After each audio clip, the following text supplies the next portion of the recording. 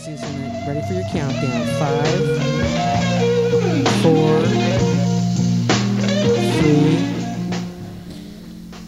3. Good morning and welcome to another edition of Live from the Heartland. I'm Lisa Smith.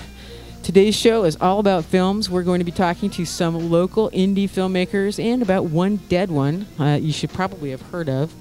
There is something a little bit unusual about today's show in that we have some tickets to give away. So if you call in when we give you the cue to the station, you could come out with a pair of tickets to films at Gene Siskel. Anyway, my first guest this morning is Dennis Belogorsky.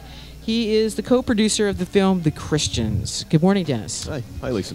Good to be here. It'd be nice to look at you. There, that's even better. What am I looking at? The Christians was written and directed by Stephen Cohn and co-produced by you. That's correct. Now, The Christians, if you don't mind me just doing a little sort of encapsulation, the premise of the film is that two couples are kind of trapped in their apartment during what may be a bioterrorist attack on Chicago. Yes.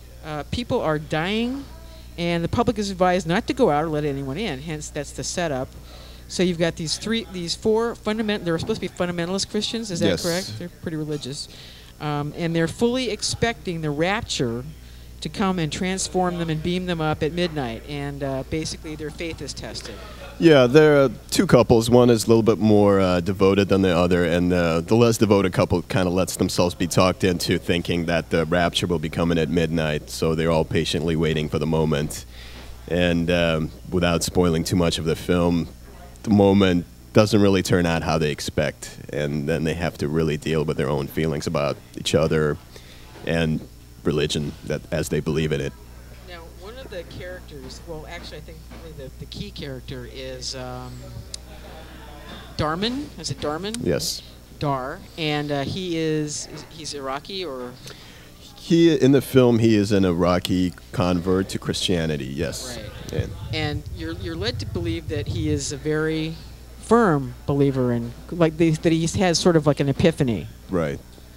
And but this sort of tests everyone's faith. Yeah, they all go through their own different tests of faith, and they express it in a variety of different ways. I don't want to spoil too much of the film's plot, but some very unexpected ways of testing their faith. But it's safe to say they all come out of it slightly different in the end.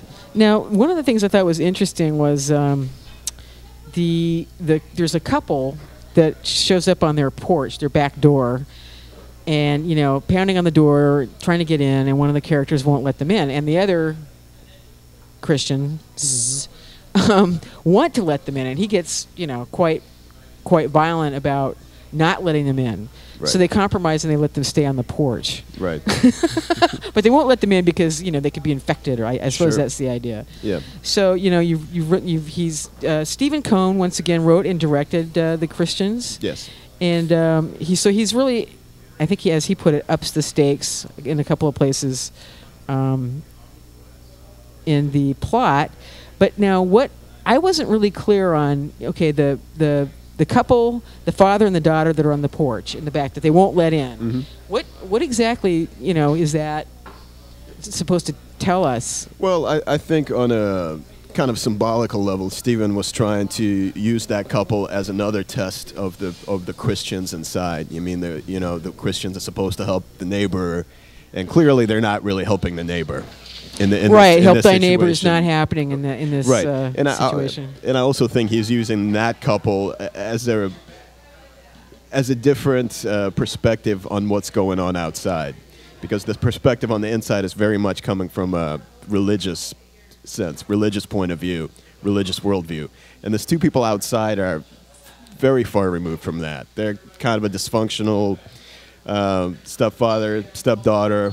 I just thought that was because when I first watched it, I didn't get that they were father and daughter. I thought they were a date, and I thought, man, that's a weird date.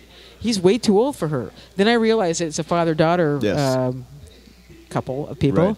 And I was kind of like, well, what Yeah, it was unclear to me. It was like she was going to, agree. He just wanted someone to take care of him. Had he lost his wife or something? Yeah, Okay. I think the implication is that the wife is gone either through the attack or maybe some previous terrorist scare. So they kind of really only have each other, and they may make this pact to take care of each other, just to take care of each other. But they're not the Christians. They're not the Christians at all. Okay. And I think there's even a little song that the girl character sings on the porch Right. that lets the audience know that they're not the Christians at all. What doesn't she say something about, like, I wish those big bitches I want let us to in? save the surprise for Okay. For the Well, audience. no. I'm not going to save the whole movie as a surprise. I mean, we're interviewing you about the film. Well, we can't say that on the radio. Oh, we can't? No. I thought we could. I thought we could say that.